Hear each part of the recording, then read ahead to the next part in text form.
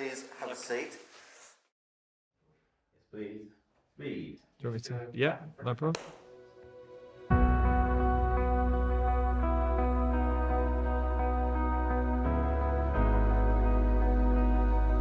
Everybody's dream starts at the Grassroots club. Parents at the side of the pitch. It doesn't matter that you then transfer that pitch into a massive stadium with thousands of supporters. The actual game is the same. Whenever I was nervous about going into a big match, I'd often think about actually we'd drive on the way to the stadium past a pitch, and I think, yeah, it's exactly the same. We're doing the same thing. It's the same game.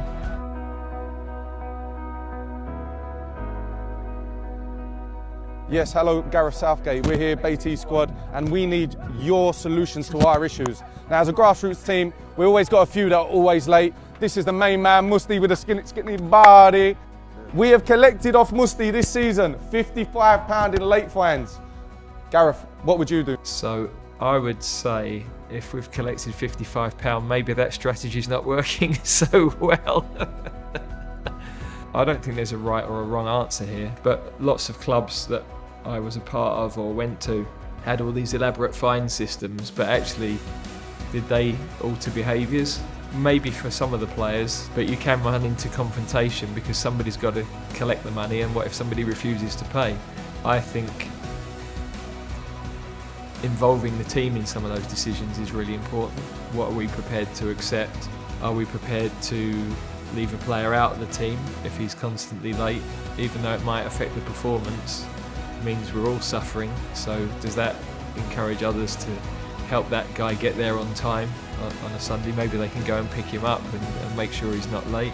Let's have those open conversations. What sort of team do we want to be? What are the standards we want to set? And then if we're all clear, then it's easier to make some of those sort of disciplinary decisions. My question is very simple. We play on some really dodgy pitches, but is it better to go downhill first half or second half?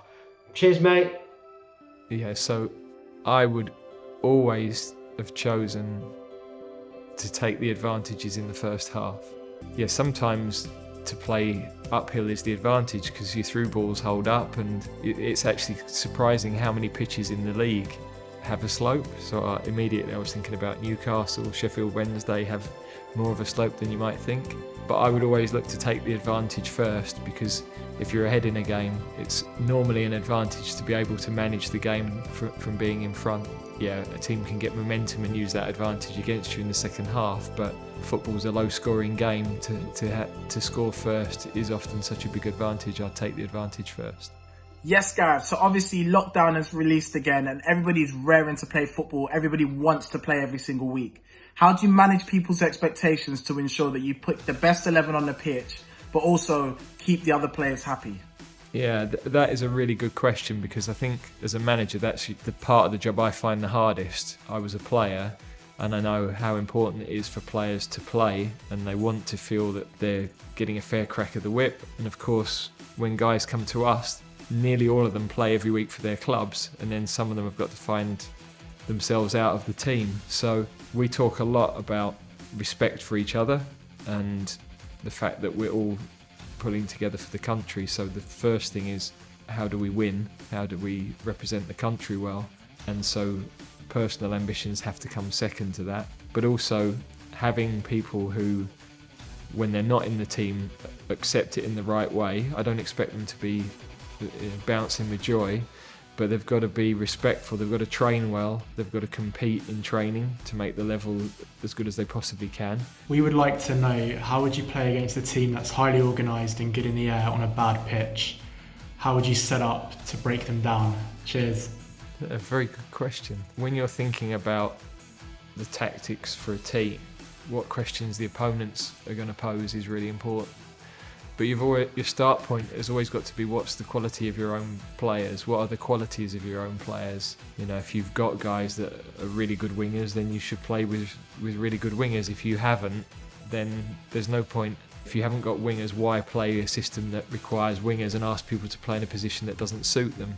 Any team that's defending deep, it's hard to find space in behind. but you've still got to stretch teams. I think sometimes there's a perception that when teams defend deep, you shouldn't make runs in behind. If you don't make runs in behind, you don't create space for people in front.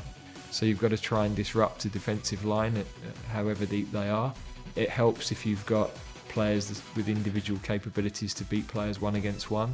And if it's a bad pitch, it's obviously going to be a little bit more difficult to play quick combinations because players might well need an extra touch just to get the thing under control. My question for you is, during a year of lockdown when everybody was taking up new hobbies, working out, getting in shape, doing 100k runs every month, and the only hobby I developed was ordering takeaway and spending more time in my kitchen, what is your advice for getting match fit? Because I'm telling you, I'm nothing but a bench warmer right now. I'm nothing but a bench warmer, so help me out please. Bella probably knows the answer to the question. There's a reality that actually when we were in lockdown, everybody had to exercise differently. There's a difference between doing those long runs and getting back to match sharpness. But in essence, we can ask other people for advice, but when it's down to our fitness, we control a lot of these things. We control what we eat, and we can control our approach to training and how regularly we train. So you don't need lots of equipment to keep fit. You know, using your own body weight for exercises, being able to go and run somewhere, pretty much everybody can find those spaces. And you just have to have that discipline to make sure you keep yourself in check, keep your weight appropriate. There's a lot of health and well-being benefits to that, as well as getting match sharpness. Hi Gareth, Gaffer. Our left winger is capable of moments of brilliance, but also moments of banter. How do we have less of the banter and more of the brilliance? Look, I think it's really important that we still have those moments of banter, because life's very serious, and we all started playing football because we love it. Being part of a team, to have those moments where we can laugh at ourselves and we can share laughs as a team, if it's not offending people, is really important. What we say with our team is, when we're training and we're working and we're on it, then this is the focus, and we've got to be tuned in, and we recognise those moments where we've got to be 100% on it. But then when we're outside of those moments, I want a relaxed atmosphere where people can enjoy themselves, because if we're uptight all the time, then it's hard for people to be their best. So it sounds as though those lads might have the right balance anyway. What do you do if you think you've got the personnel to play an adventurous 5-3-2 formation, but nobody has the desire or attitude to turn up for training? How can you instigate this system without training? Well, Greg, I would say you're in trouble, mate, really. I think it's very difficult to instigate anything tactical without training it on the pitch. We often don't have a lot of training time with our team, and so our meetings and working things out on PowerPoints or tactics boards are important, but there's no doubt that the best way for the players to learn and the best way to get cohesion as a team is to go through things on the pitch. It's visually much easier for the players to see the concepts, and they get used to working patterns of play, and they get used to those habits and what their teammates are going to do. So unless there's a bit more commitment from the troops, then you're in trouble. And while I work with many talented players, some of them have a tendency to hold on to the ball a little bit too long. What drills or encouragement could I give them and get them to do that would make them distribute the ball just a little bit quicker? There are some simple constraints you can put onto training games. To get people to move the ball more quickly, you can play 1 or 2 touch matches, either the whole team or limit certain individuals in certain parts of the game. You can put a player as a floater, so they could play for both teams, so that they're getting plenty of touches of the ball, but they're restricted on the number of touches. You can play games where if a certain pass goes backwards, the next one's got to go forwards. So there are lots of constraints on sessions that you can put into place that can encourage players to play quickly and to have less touches. But also it's good to have players that do have touches on the ball, and how do you encourage dribblers if you don't allow them to have more touches? So there's a balance there of not restricting what people are really good at as well. Recently, I've been sleeping in, missing training, and Gaffer's benched me, but I've been coming on in the last 10 minutes and scoring the winner. So my question to you is, should I embrace the super sub role, or should I get up early and see if I can play a full 90 for the team? Well, again, I think this is another classic where he knows the answer to the question, really.